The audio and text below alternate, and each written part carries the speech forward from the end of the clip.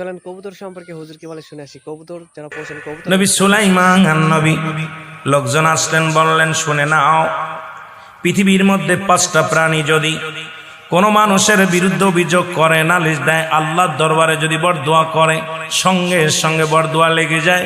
আবার এই 5টা প্রাণী যদি পৃথিবীর মধ্যে কোনো মানুষের জন্য দোয়া করে, আমার আল্লাহ সঙ্গে সঙ্গে কবুল করে নেয়। কারণ আমি নবী সুলাইমানকে সমস্ত প্রাণীর ভাষা, সমস্ত প্রাণীর কথাবার্তা বোঝার ক্ষমতা দিয়েছে আমার আল্লাহ। জোরে বলেন মারহাবা।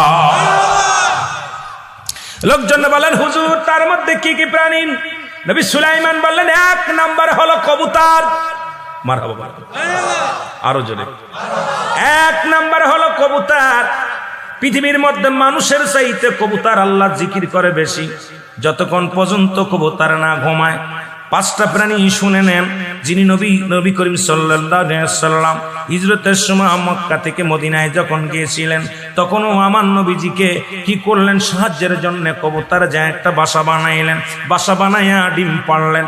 ও মুসলমান, কবুতর ডিম পারিয়া তা দিতেছিলেন বসে বসে, কারণ রহমতের নবীর সাহায্যের জন্য আমার আল্লাহর দরবারে বলেছিল, কবুতর আমার আল্লাহ, ও আমার আল্লাহ, এই পৃথিবীর মধ্যে আপনার হাবিব জিয়ারত করে রওনা হয়ে গেল। আল্লাহ মক্কা থেকে মদিনার দিকে যায়, ফিরে বারে বারে দেশের দিকে ফিরে ফিরে নবীজি চায়। আল্লাহ শত্রু পক্ষ লেগেছে পিছে, না জানি আমার নবীজিকে ঘায়েল করবে। আল্লাহ আমাকে একটু সুযোগ দাও, যে গর্তের মধ্যে নবীজি ঢুকেছে ওই গর্তের মধ্যে বাসা বানাইয়া আমি ডিম পারব। কবুতর শুধু বাসা বানাইলেন। ও মুসলমান, শুধু 3টা নয়, শুনে নেন শুনে নেন। ওখানে মাকড়সা এসে বাসা বানাইলেন, মাকড়সা। ও মুসলমান, জাল বানাইলেন, জাল বানাইলেন। এরপরে কবুতর আসিয়া বাসা বানাইয়া ডিম পারিয়া তা দিলেন। নবীজি সাহায্য পাইলেন। এবার কবুতরকে আমার আল্লাহ বললেন, কবুতর রে, তুমি আমার হাবিবকে সাহায্য করেছো, তুমি বিনিময়ে কি চাও? কবুতর বলে, ইয়া রাসূলুল্লাহ, ইয়া হাবিবাল্লাহ, আপনার হাবিবকে আমি সাহায্য করেছি, বিনিময়ে আমি কিচ্ছু চাই না। ইয়া রাসূলুল্লাহ, ইয়া হাবিবাল্লাহ, আল্লাহ নবী গো, আমার নবীরে আমি সাহায্য করেছি। আমার আল্লাহ আপনার হাবিবের সাহায্যের জন্য, রহমতের নবী, নবীদের নবী, তাকে আমি সাহায্য করতে পেরে আমি কবুতরের জিন্দেগি ধন্য হয়েছি। আর আমার আল্লাহ, আমি আপনার কাছে কিছু চাই না।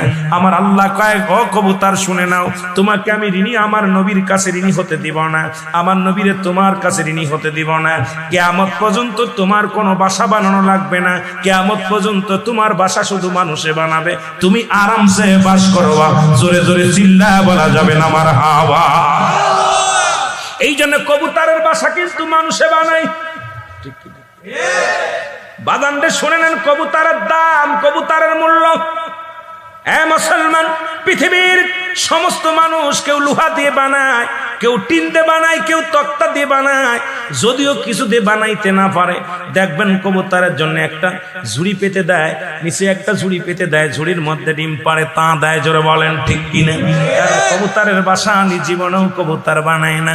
কবুতরের বাসা লোকে বানায়, মানুষে বানায়। কিয়ামত পর্যন্ত কবুতরকে আল্লাহ সম্মান দিছে, কারণ ইজ্জত দিছে।